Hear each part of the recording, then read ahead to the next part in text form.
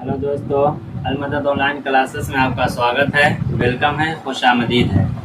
आज हम लोग फिर एक नए क्लास लेकर के आपके सामने आए हैं और 10th क्लास हिंदी गोधड़ी का भी काव्य खंड पढ़ा रहे हैं आप लोग को। आज मेरा आपका एक नए वीडियो के साथ आए हैं और नए चैप्टर के साथ। वो चैप्टर है बाबू आपका अध्याय 9 हमारी नींद। इसके हमारी नींद के कवि हैं बाबू बीरेन डंगवाल। तो सबसे पहले आप लोग देखे होंगे, अगर मेरा एक एक वीडियो अगर देखे होंगे तो उसमें देखे होंगे कि मेरा पढ़ाने का सबसे पहला तरीका होता है बाबू कवि परिचय पढ़ाते हैं। उसके बाद ही उसमें है जो कवि ने कविता जो लिखे हैं उसका एक्सप्लेनेशन यानी कि उसका सारांश बताते हैं। तो अगर अच्छा लगे वीडियो बाबू तो इसमें आप है जो अपने दोस्तों में भी शेयर कर सकते हैं और लाइक कर दीजिएगा, शेयर कर दीजिएगा, दोस्तों में शेयर कर दीजिए, दोस्तों में अपना है जो शेयर कर दीजिएगा। तो चलिए हम चलते हैं, बिना समय को बचाते हुए चलते हैं हम लोग कवि परिचय में। तो बीरेन डंगवाल आज पढ़ेंगे बाबू। बीरेन डंगवाल ये समकालीन कवि हैं। अगर पूछा जाएगा ऑब्जेक्टिव में आपसे क्वेश्चन आएगा कि बीरेन डंगवाल कैसे कवि हैं, तो समकालीन कवि हैं। बीरेन डंगवाल के जन्म के बारे में आ जाए बाबू कि बीरेन डंगवाल का जन्म कब या कितने ईस्वी में हुआ। तो बीरेन डंगवाल का जन्म 5 अगस्त 1947 ईस्वी में। इसको याद करने का बहुत अच्छा ट्रिक है बाबू कि 15 अगस्त 1947 में हमारा भारत देश आजाद हुआ है। तो हम 15 अगस्त न कह करके एक हम हटा देंगे। 5 अगस्त 1947 ईस्वी में बीरेन डंगवाल का है जो जन्म हुआ, बीरेन डंगवाल का जन्म हुआ। उसके बाद है जन्म स्थान के बारे में पूछेगा बाबू तो कीर्ति नगर टिहरी गढ़वाल उत्तरांचल में। उत्तरांचल का अब जो नया नाम हो गया है बाबू उत्तराखंड। तो याद रखिएगा कि इनका जन्म स्थान बीरेन डंगवाल का कीर्ति नगर टिहरी गढ़वाल उत्तरांचल में। उत्तरांचल है कहाँ? उत्तरांचल का नया नाम तो उत्तराखंड। आगे चलेंगे बाबू कि सहारनपुर, कानपुर, बरेली, नैनीताल, इतने जगहों पे ये बीरेन डंगवाल जाकर के शिक्षा प्राप्त किए। तो आपको क्वेश्चन आ सकता है एग्जामिनेशन हॉल में कि बीरेन डंगवाल है जो कहाँ कहाँ जाकर के शिक्षा प्राप्त किए। तो बरेली में गए थे बाबू शिक्षा प्राप्त करने के लिए, नैनीताल गए थे शिक्षा प्राप्त करने के लिए, उसके बाद है सहारनपुर गए थे शिक्षा प्राप्त करने के लिए और कानपुर गए थे। तो याद रखिएगा 4 जगहों पे उन्होंने शिक्षा प्राप्त करने के लिए गए थे। और भी जगहों पर गए होंगे लेकिन आपकी बुक में इतना ही दर्शाया गया, इसलिए आप इतना ही आपको बताया जा रहा है। इलाहाबाद विश्वविद्यालय से एमए किया। मतलब ये अगर एमए के बारे में आ जाए कि बीरेन डंगवाल कहाँ से एमए किए तो इलाहाबाद विश्वविद्यालय से। याद रखिएगा इलाहाबाद विश्वविद्यालय से एमए किए। उसके बाद है आधुनिक हिंदी कविता के मिथकों और प्रतीकों पर डीलेट की उपाधि। बाबू ऑब्जेक्टिव आ सकता है कि बताइए कौन से कवि हैं जिनको डीलेट की उपाधि प्राप्त है। तो बीरेन डंगवाल हैं जिनको डीलेट की उपाधि प्राप्त है। आगे चलेंगे, बरेली कॉलेज में अध्यापन का कार्य करते रहे। अगर पूछेगा आपको उससे बाबू क्वेश्चन आ जाए कि बताइए बीरेन डंगवाल है जो अध्यापन का कार्य या प्रधान अध्यापन अपना अध्यापन का कार्य यानी कि पढ़ाने का कार्य कहाँ करते थे, तो बताइएगा कि बरेली कॉलेज में। कहाँ बाबू? बरेली कॉलेज में। उसके बाद आगे चलेंगे, ये हिंदी और अंग्रेजी में पत्रकारिता भी करते थे। तो ऑब्जेक्टिव में आपका आ सकता है कि बीरेन डंगवाल है जो कौन कौन से है जो विषय में पत्रकारिता करते थे। तो बाबू हिंदी मारिएगा और अंग्रेजी, ठीक है। आगे चलेंगे कि ये इलाहाबाद से प्रकाशित अमृत प्रभात, इलाहाबाद से प्रकाशित अमृत प्रभात घूमता आईना शीर्षक से स्तंभ लेखन किया। अगर आपसे पूछेगा बाबू कि अमृत प्रभात और घूमता आईना कहाँ से प्रकाशित हुआ है, तो इलाहाबाद से प्रकाशित हुआ है। और ये क्या है, तो एक स्तंभ लेखन है जो बीरेन डंगवाल ने लिखा है। तो याद रखिएगा बाबू, ये आपका इम्पोर्टेंट हो सकता है। और ये भी आपका स्तंभ लेखन जो अमृत प्रभात और घूमता आईना है ये भी आपका इम्पोर्टेंट हो सकता है। तो इसमें ध्यान दे दीजिएगा थोड़ा। आगे चलेंगे बाबू, ये दैनिक अमर उजाला के संपादकीय सलाहकार, ये बहुत इम्पोर्टेंट है बाबू, लगा लीजिएगा अपना, इसमें टिक आउट लगा लीजिएगा कि कौन से कवि हैं जो अमर उजाला दैनिक अमर उजाला के संपादकीय सलाहकार हैं। तो बताइएगा कि वो हैं बीरेन डंगवाल जी। उसके बाद है सन 1991 ईस्वी में प्रकाशित इसी दुनिया में पहला कविता संग्रह आज भी महत्वपूर्ण है। मतलब ऐसी दुनिया जो कविता है वो कब कितने ईस्वी में प्रकाशित हुआ? तो 1991 में बताइएगा। कितने में बताइएगा? 1991 ईस्वी में प्रकाशित हुआ। और इनका पहला कविता संग्रह है। इनका तो बीरेन डंगवाल जी का ये पहला कविता संग्रह है इसी दुनिया से, जो कि 1991 ईस्वी में प्रकाशित हुआ। तो याद रखिएगा, इनको है दुष्चक्र में श्रेष्ठता काव्य संग्रह पर साहित्य अकादमी पुरस्कार प्राप्त है। अगर आपसे कोई पूछेगा कि बताइए बीरेन डंगवाल के कौन से कविता है जो इन्हें साहित्य अकादमी पुरस्कार प्राप्त है, तो बताइएगा कि दुष्चक्र में श्रेष्ठता पर साहित्य अकादमी पुरस्कार प्राप्त है। आगे चलेंगे बाबू, ये इम्पोर्टेंट है, ये भी आपका इम्पोर्टेंट है, तो इसमें ये सब थोड़ा सा देख लेंगे और आगे चलेंगे। इसी दुनिया कविता पर रघुवीर सहाय स्मृति पुरस्कार है। मतलब इसी दुनिया कविता पर है जो एक तो हम देखें यहाँ पर जो चक्र में श्रेष्ठता पर है जो साहित्य अकादमी पुरस्कार है, और इसी दुनिया कविता पर रघुवीर सहाय स्मृति पुरस्कार इनको दिया गया है। तो रघुवीर सहाय स्मृति पुरस्कार कौन से कविता पर बीरेन डंगवाल जी को दिया गया है? तो आप बताएंगे कि इसी दुनिया पर। ठीक है, इसी दुनिया कविता पर रघुवीर सहाय स्मृति पुरस्कार प्राप्त है। तो ये भी इम्पोर्टेंट है बाबू, इसलिए इसमें भी टिक लगा लीजिएगा। इससे आपको बहुत सारे ऑब्जेक्टिव एक इस पाठ से अध्याय से आपको बन सकते हैं। आगे चलेंगे, श्रीकांत वर्मा स्मृति पुरस्कार और कविता के लिए शेखर सम्मान प्राप्त है। श्रीकांत वर्मा स्मृति पुरस्कार भी इनको प्राप्त है बाबू, और कविता के लिए इनको जो सम्मान दिया गया है वो शेखर सम्मान से इनको सम्मानित किया गया है कविता के लिए। तुर्की के नाजिम हिकमत, तुर्की के नाजिम महाकवि नाजिम हिकमत की कविताओं, या तुर्की के यहाँ पर लिख रहे हैं कि तुर्की के महाकवि नाजिम हिकमत की कविताओं का अनुवाद इन्होंने पहल पुस्तिका के नाम से किया। अगर आ जाएगा बाबू कि तुर्की के महाकवि जो है नाजिम हिकमत, उनकी कविताओं का अनुवाद बीरेन डंगवाल जी इन्होंने कौन से रूप में किया? तो बताएंगे पहल पुस्तिका के रूप में। पहल पुस्तिका के रूप में है जो कवि बीरेन डंगवाल किनकी कविताओं का अनुवाद किया? तो बताएंगे बाबू नाजिम हिकमत की कविताओं को। ठीक है, तो ये भी इम्पोर्टेंट हो सकता है बाबू, इसमें टिक लगा लेंगे और इसको ध्यान दे दीजिएगा एक दो बार। आगे चलेंगे, हमारी नींद कविता दुष्चक्र में श्रेष्ठता से संकलित है। ये बहुत इंपॉर्टेंट है बाबू। देखिए, ये जो हमारी नींद कविता है जो बीरेन डंगवाल लिखे हैं वो दुष्चक्र में श्रेष्ठता से जो कविता है इससे है संकलित है, इससे लिया गया है। तो इस तरह से आपका कवि परिचय है जो बाबू पूरा बता दिए हम। इसमें से आप अगर पूरा ध्यान से देखोगे तो मेरा दावा है, मेरा कहना है कि एक भी आपका ऑब्जेक्टिव है जो उससे इससे बाहर नहीं आने वाला है। तो आप ध्यान से पढ़िए, देखिए इसको, और है जो अपने नोटबुक में नोट भी कर लेंगे। और आगे चलेंगे हम लोग, हमारी नींद जो कविता है बाबू, इस पे बीरेन डंगवाल है जो हिंदी में क्या कहना चाहते हैं इसका अर्थ हम लोग समझेंगे। तो यह है मेरे पास किताब बाबू, और इस किताब में से हम लोग पढ़ेंगे हमारी नींद जो कविता है इसका हिंदी क्या है, इसमें है जो कवि क्या बताना चाहते हैं। तो ठीक है, चलेंगे हम लोग। हमारी नींद कविता।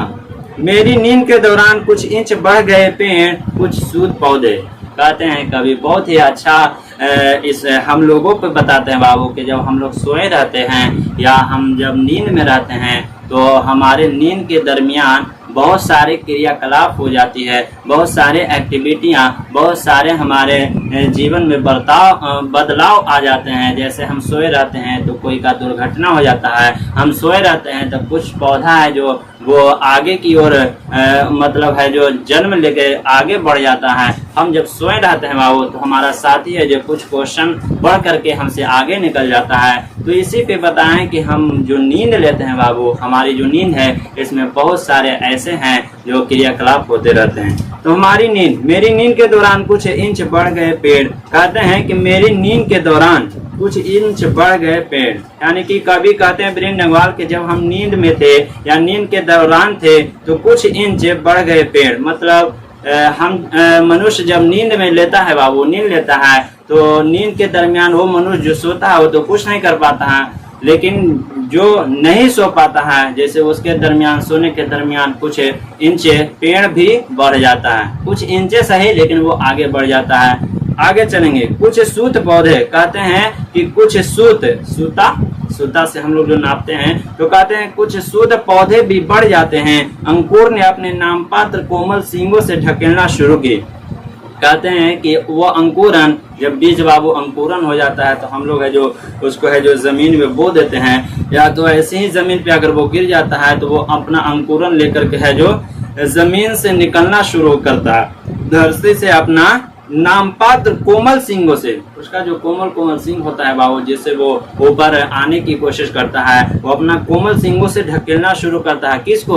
ऊपर की खोइया को या तो मिट्टी को, और ढकेल के आने की शुरू करते हैं। तो कहते हैं कि जब हम सोए रहते हैं तो एक अंकुरन बीज भी है जो अपना कोमल सींगों से ढकेल करके ऊपर की ओर आने के लिए है जो वो कोशिश करती है। बीज की फूली हुई छत भीतर से, और कहते हैं कि जो बीज होता है सीड, तो वो सीड है जो अपनी फूली हुई छत से, यानी कि जो फूला हुआ उसका बदन और ऊपर का जो खोइया रहता है बाबू सब खत्म हो जाता है, और भीतर से कोमल सा बिल्कुल उससे निकलता है, और वही है जो मिट्टी को फाड़ते हुए या अपना मतलब उस पे बीज का खोइया उखाड़ते हुए ऊपर धकेलना शुरू करती है, ऊपर आने की कोशिश करती है। तो कहते हैं कि जब हम सोए रहते हैं तो उस दरमियान कुछ शुद्ध पौधे भी बढ़ जाता है और कुछ इंच पौधे भी बढ़ जाते हैं। और बढ़ने के दरमियान है कि हमारे सोने के दरमियान बहुत सारी है जो एक्टिविटियां, बहुत सारे बदलाव होते रहते हैं। एक मक्खी का जीवन क्रम पूरा हुआ। इस क्षण में मक्खी पर है जो कभी व्यंग ढाते हैं और कहते हैं कि एक मक्खी का जीवन क्रम पूरा हुआ, कई शिशु पैदा हुए और उनमें कई तो मारे भी गए। कहते हैं कि एक मक्खी का, जब हम सोए रहते हैं बाबू मनुष्य, तो एक मक्खी का जीवन क्रम सोने के दरमियान पूरा हो जाता है। जीवन क्रम मतलब जीने से लेकर के मृत्यु तक। कई शिशु पैदा हुए और उनमें कई तो मारे भी गए। कहते हैं कि जब हम सोए रहते हैं मनुष्य तो कई शिशु ऐसे होते हैं कि वो पैदा भी लेते हैं हमारे सोने के दरमियान है, और कई बच्चे तो ऐसे होते हैं जो हमारे सोने के दरमियान मर भी जाते हैं। तो हम जब उठते हैं तो हमको ये दुर्घटना सुनाई जाती है कि तुम कहाँ थे, तो हम सोए हुए थे, लेकिन देखो ऐसा दुर्घटना हो गया हमारे समाज में कि फलाने आदमी का बच्चा मर गया। तो इस तरह से कहते हैं कुछ शिशु पैदा भी होते हैं बाबू हमारी नींद के दरमियान, और कुछ शिशु मर भी जाते हैं। कई तो मारे भी गए दंगे, आगजनी और बमबारी में। कहते हैं कई तो जब हम सोए रहते हैं तो कई दंगे में भी मारे जाते हैं, बमबारी में भी मारे जाते हैं बच्चे। और उसके बाद कहते हैं कि गरीब बस्तियों में भी धमाके से हुआ देवी जागरण लाउड स्पीकर। अगला क्षण में बाबू अगला पंक्ति में है आपका कि देखिए बहुत ही अच्छा व्यंग ढाते हैं हमारी नींद कविता में। कवि कहते हैं कि गरीब बस्तियों में, कहते हैं वो वैसा बस्ती जहाँ गरीब लोग बसते हैं, धमाके से हुआ देवी जागरण लाउड स्पीकर से। कहते हैं वो देवी जागरण करते हैं, यानी कि देवताओं को पूजा करते हैं। देवताओं को है जो है वो मतलब है जो उनका लाउड स्पीकर लगा करके है जो उनका पूजा करते हैं। लेकिन क्या लाउड स्पीकर लगा करके जरूरी है पूजा करना? तो कहते हैं कि गरीब बस्तियों में भी धमाके से हुआ देवी जागरण, यानी कि वो खाने के लिए बढ़िया से खाना नहीं है बाबू, पहनने के लिए वहाँ है जो बढ़िया से कपड़ा नहीं जहाँ उपलब्ध है, वो गरीब बस्तियां हैं। लेकिन वहाँ भी गरीब लोग क्या करता है कि देवी के नाम पर है जो कुछ पैसे इकट्ठे करके, कुछ पैसे आपस में तहसील करके है जो लाउड स्पीकर लगा करके है जो देवी को है जो मतलब है देवी जागरण करना, यानी कि देवी को है जो पूजा पाठ करने के लिए है जो उसमें कोशिश करते हैं, और उसी में है जो उसमें अपना एंजॉय भी करते हैं बाबू। तो कहते हैं कि ऐसा देवी जागरण बेकार है, जो कि देवी को एक तरफ है जो अपमानित किया जाता है। तो ऐसा बेकार है कि जिसको खाने को नसीब न हो और वो पैसा चंदे इकट्ठे करके है देवी जागरण करता है, और भी लाउड स्पीकर से। आगे यानी साधन तो सभी जुटा लिए अत्याचारियों ने। कभी इस छंद में बहुत ही अच्छा हम लोगों को बताते हैं बाबू, आप लोगों को बताते हैं कि चाहे तो जितना भी साधन जुटा लीजिए, और वो आदमी जो अत्याचारी लोग होता है, जो जुल्म सितम ढाता है, वैसे आदमी जो दूसरे गरीब को शोषित करता है या मजदूरों को है जो मुंह मुताबिक या उनके मजदूरी के मुताबिक पैसे नहीं देता है, तो वैसे जो व्यक्ति है वो साधन तो बहुत जुटा लेता है अपने पास कि हम मर भी जाएंगे तो हमारा बेटा है जो ऐशो आराम की नींद से सोएगा। तो कहते हैं कि यानी साधन तो सभी जुटा लिए अत्याचारियों ने, यानी कि वैसे व्यक्ति जो अत्याचारी हैं, जुल्म सितम करते हैं, वो साधन तो सभी प्रकार के जुटा लेते हैं, मगर जीवन हठीला फिर भी बढ़ता ही जाता आगे। कहते हैं कि जीवन है जो हठीला है, किसी के रुकने से वो रुकता नहीं है। जो गरीब व्यक्ति है वो भी दुनिया में जीता है, जो अमीर व्यक्ति है वो भी दुनिया में जीता है, जिसके पास साधन है वो भी जीता है, जिसके पास साधन नहीं है वो भी जीता है। तो कहते हैं कि जितना भी साधन जुटा लीजिए, लेकिन जीवन हठीला है, वो तो बढ़ता ही आगे जाता है हमारी नींद के बावजूद। कहते हैं कि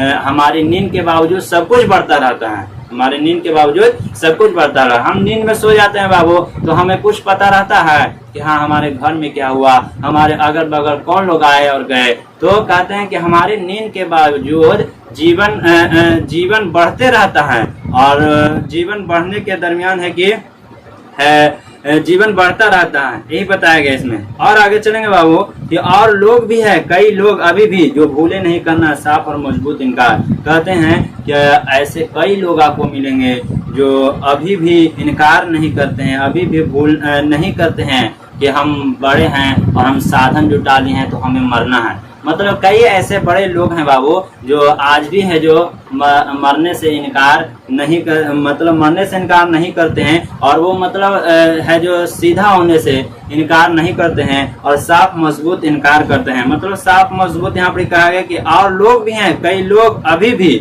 जो भूले नहीं करना साफ और मजबूत इनकार। कहते हैं कि कई लोग ऐसे हैं जो मतलब है जो इस चीज को इनकार करते हैं, जो भूले नहीं करना साफ और मजबूत इनकार। और कहते हैं कि हम मजबूत इनकार वो वैसे लोग हैं। यहाँ पर ये क्षण में कहा गया बाबू, बढ़िया से सुनिएगा कि और लोग भी हैं, कई लोग हैं अभी भी। मतलब कहते हैं कि दुनिया में कोई भी लोग हैं जिनको कहते हैं कि मतलब ज़्यादा साधन नहीं जुटाना चाहिए, हमें एक दिन है जो दुनिया से जाना है, लेकिन वो है जो इसको मानने के लिए साफ और मजबूत तरीके से है जो इसको मानने के लिए है जो अलगदार नहीं रहता है, और वो इस चीज़ को इनकार कर देता है कि हमें ऐशो आराम की ज़िंदगी चाहिए, तुम है जो अपना बकवास अपने पास रखो।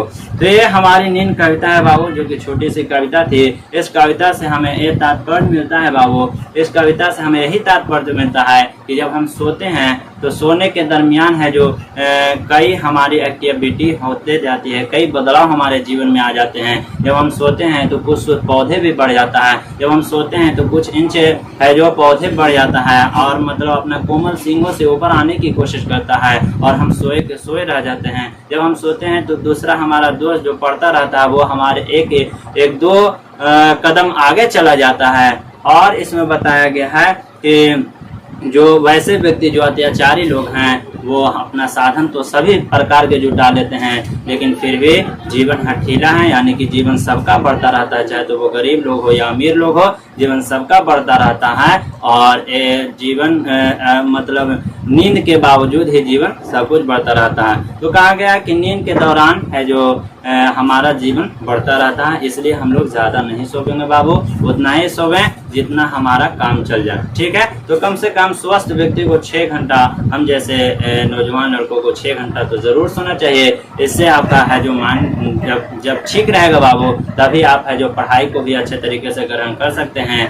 और जो व्यक्ति बच्चे हैं हमसे, वो अपना 6-7 घंटा सो सकते हैं, उसे कोई दिक्कत नहीं है। लेकिन इसमें बाबू यही बताया गया कि ज़्यादा हम लोगों को सोना नहीं है, बल्कि हमको लक्ष्य के प्राप्ति की ओर आगे की ओर बढ़ना है। देखिए एक मतलब कोमल सींगों से भी बताया गया, एक मतलब बीज से भी उदाहरण दे करके कवि ब्रेन डंगवाल बताते हैं कि बीज है जो आपके सोते हैं तो उस दरमियान है जो बीज भी अंकुरन करके ऊपर आने की शुरू करता है, ऊपर आने की कोशिश करता है। तो इससे है जो हम लोगों को जीवन पर उदाहरण दिए हैं कि हम लोग ज़्यादा अपने जीवन में न सोएं और बेकार जिंदगी को बर्बाद ना करें। हमारा टाइम है जो बहुत मूल्यवान है बाबू, और इस समय को है जो अच्छा से उपयोग करें। तो एक कविता का एक्सप्लेनेशन कैसा लगा बाबू? अच्छा लगा होगा तो अपने दोस्तों में भी शेयर कर देंगे और कमेंट में ज़रूर लिखेंगे बाबू कैसा लगा आपका एक्सप्लेनेशन। मिलते हैं अगले वीडियो में आपके लिए। उसके बाद जय हिंद, खुदा हाफिज़।